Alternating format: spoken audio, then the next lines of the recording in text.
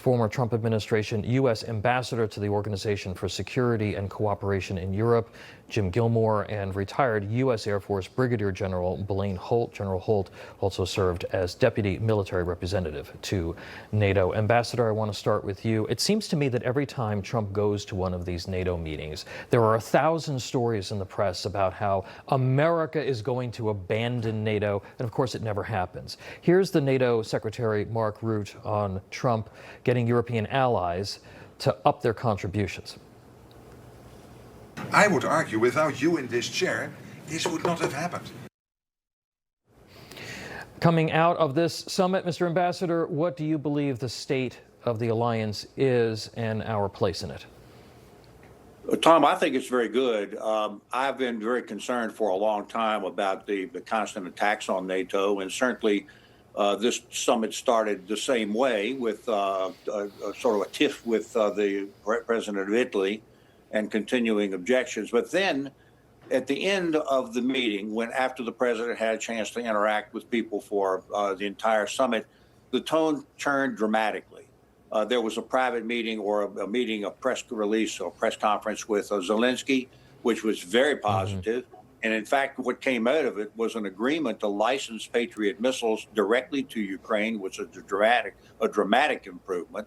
And then you had the press conference with the NATO leaders, where the president talked about the NATO meeting and how it represented unity, and that there was a lot of love in the room and a lot of commitment for each other. This is a very different tone, and one that I personally approve of and agree with, and I hope that it continues. General, during the summit, as the ambassador said, the president met with Ukrainian leader Zelensky and made some big commitments to the war effort as Ukrainians continue to strike deeper into Russian territory. Talk to us about some of the shifts here and why we might be seeing them. Well, I think that the announcement about licensing Patriot manufacturing to the Ukrainians is really quite an excellent play. And the reason I think that is because, first off, we're not going to see a weapons factory go up overnight in Ukraine. That's not going to be a today thing. But what it does send is a longer-term message to Moscow to say, look, we have other tools in the box, and we really do want to get this war offloaded and be done with this diplomatically. But if we're not going to get to a table, then we have elements like this, and certainly in Moscow, they don't want to see a Patriot factory built on their border. Right now, militarily, if there was some such thing to be built, then they would just bomb it. But what the president is intoning to Vladimir Putin is, now is the best time to get to the table, and let's go ahead and put this the end of this thing together. And so I thought it was very smart. Ambassador, the president announced his intention to cut all trade with Spain at the conference. Why is there this tension between the two nations that might justify such a move? Well, because Spain has been reluctant to engage with the United States in the Middle East and in other diplomatic areas as well. They're a little slow to increase their money spending to accommodate everybody else in NATO to make sure that the defense spending went up. Let's all remember that one of the signal achievements of the president that led up to this NATO conference was a commitment of the NATO countries to increase their defense spending. And that is being done in many cases, and it's being declared in many others, and it's going to get that way, which once again, to the general's point, this is a message to Putin that the West is not going to just simply surrender to Russian intimidation or invasion. Now, there are more signals that Putin is becoming increasingly desperate, but I would say again, I think that this war is moving in the right direction. The Ukrainians are winning this war. They're striking directly into Russia. The Russian people are now feeling it, which is part of the strategy of Ukraine.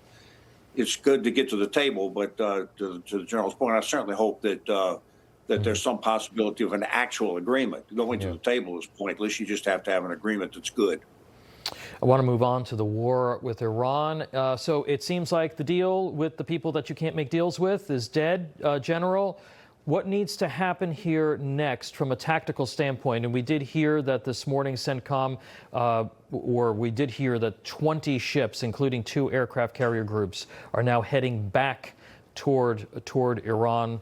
What needs to happen here next from a military standpoint?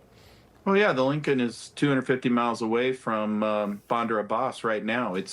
Look, this is what I would call the closing act, and the Iranian proclivity for thinking that they get somewhere by wanting to kick the can down the road. There's a deal on, there's a deal off. We break the deal, we make the deal alive. What they've done essentially, Tom, is since the MOU signing day, they've walked right into a presidential trap of Trump's, where he's used their own strategy against them. So what has happened in that time? Well, you've got guerrilla groups assembling now of Iranians across 3 different regions in Iran. The Kurds are, according to John Kiriakou, former CIA officer, now moving into country. The Iraqis have shut down money laundering, and they're arresting Iranian spies all over their country.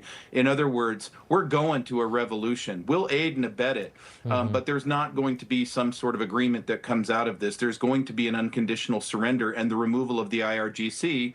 And right now, making shipping safe is job number 1. Okay, we're slamming the crap out of their coastline, and we're hitting targets inbound, and we'll put the bombs anywhere where the Iranians need them, the free Iranians, but we're not going to hijack their revolution from them. We'll just help. Ambassador, it seems that what the general just said, that was Trump's original instinct.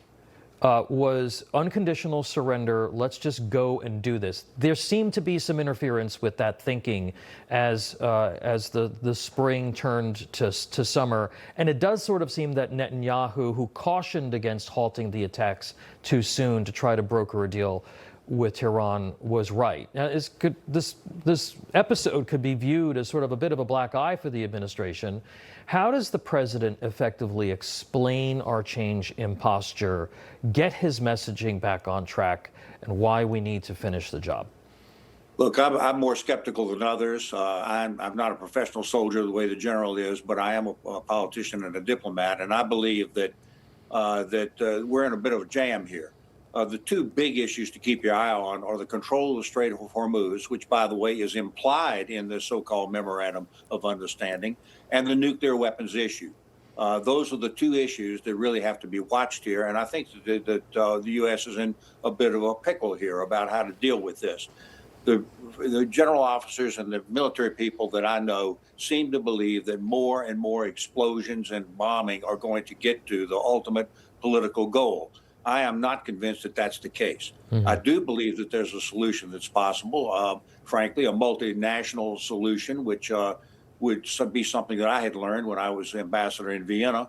I don't think the president likes to deal with multinational solutions, but I believe that ultimately may be the best choice. Meanwhile, we'll go ahead and blow them up and see if that works. I'm not convinced that will get us to the strategic goals. Yeah, I think, well, we're going to need some help keeping the Strait of Hormuz open and ensuring that is not under control of the Iranians in any way, shape, or form any longer. All right, to be continued, gentlemen. Ambassador Jim Gilmore, General Blaine Holt, always appreciate the 2 of you. Thank you so much. Take care. Information. Truth is freedom. Is Newsmax. It's real news for real people.